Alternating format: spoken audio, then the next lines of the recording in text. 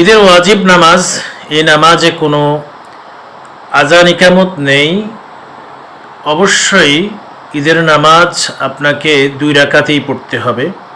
এই নামাজ পড়ার একটি পদ্ধতি রয়েছে। ব্যতিক্রম অনেকে করে ফেলেন, যেহেতু বছরে মাত্র 2 দিন আমরা ঈদের নামাজ আদায় করি।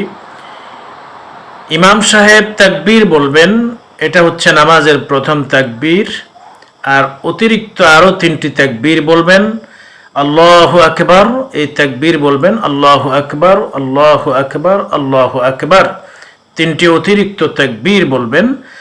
তাকবীরের সময় হাত অবশ্যই কান পর্যন্ত উত্তোলন করবেন এবং তৃতীয় তাকবীরের সময় হাত বেঁধে ফেলতে হবে। এরপরে সূরা ফাতিহা, এই সূরা ফাতিহার সাথে অন্য একটি সূরা মিলাবেন ইমাম সাহেব। এরপরে রুকু, তারপরে সাজদা করবেন। রুকু এবং সাজদা কমপ্লিট হওয়ার পরে দ্বিতীয় রাকাতের জন্য আবার দাঁড়িয়ে যাবেন।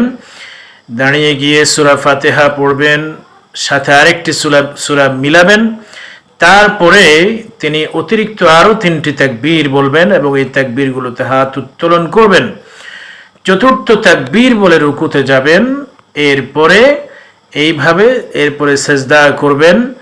তারপরে স্বাভাবিকভাবে তাশাহুদ এবং দোয়া মাসুরা পড়ে ঈদের নামাজ শেষ করবেন।